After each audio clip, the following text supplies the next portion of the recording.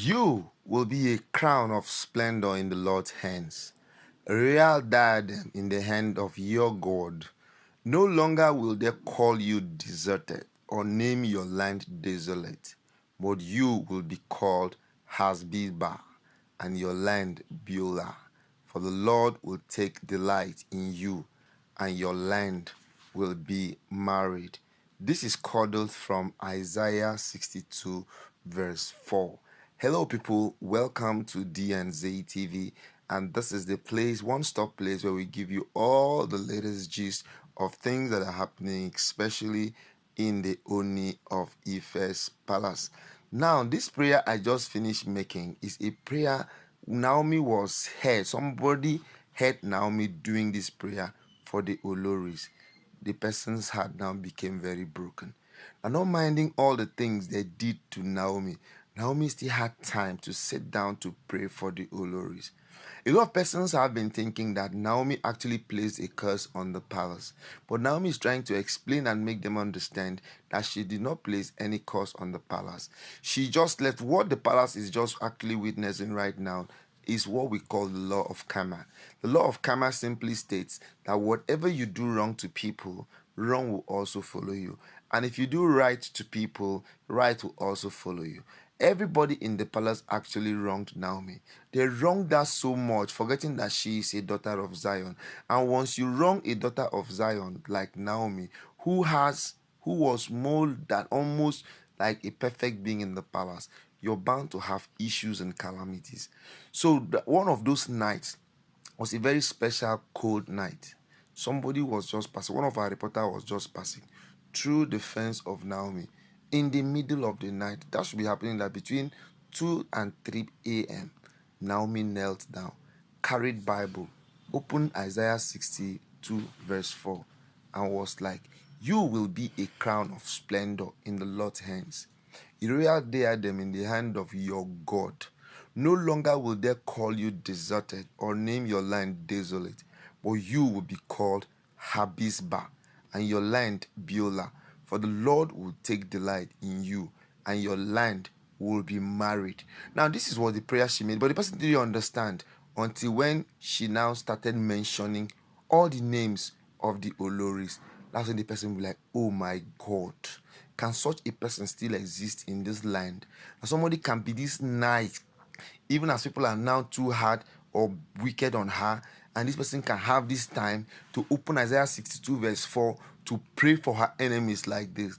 My God will bless Naomi. My God will uplift Naomi. My God will never make Naomi's land to dry up. My God, because of Naomi, the Ife kingdom will be blessed. The person now decided to now go and check what does it mean for what does the Beulah means.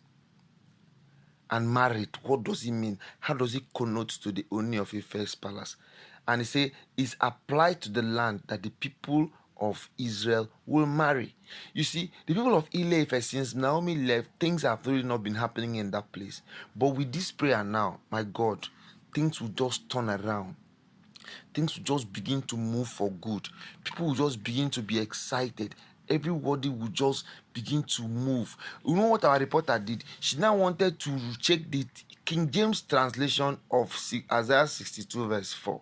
And it says, thou shalt no more be termed forsaken.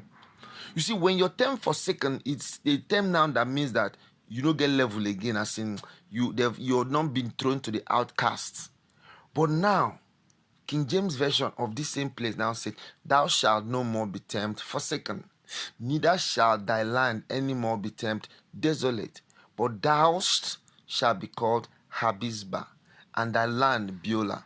For the Lord delighted in thee, and thy land shall be married. See, there's nothing like when, what some people always think that when you say married, it just has to do with husband and wife alone. No. Marriage can also be multiplication, because you cannot marry and you remain one. The Bible says the two shall become one. The Bible says a man shall leave his family and cleave to his wife, and the twin shall be one. So Marriage, one of the importance of marriage is that it makes you multiply. It makes you to have a connotation that you can do things in a different way and a different dimension. You see, and another name for that is that another meaning of marriage is that it possibly denotes a restoration. Marriage is also means restoration. When you marry, you are being restored. You are being restored from your past glory to another dimension and another level that would elevate you to a higher ground. Not minding all the issues and challenges you've been facing before, but elevation comes once you're married. That was why Naomi took out time to really pray for these people. Just imagine, since after she left, how do you explain it? It cannot just be a mere coincidence. Except you want to tell me that only something is no more working. Then it's possible now for us now to say, okay, a cry of a child will not be heard in the house. But if something is working, by now, children ought to have sprouted, because it's not possible that all the women there will be barren without children. But these are all the things that now made us to actually feel and understand that it seems to some extent there was a curse somewhere.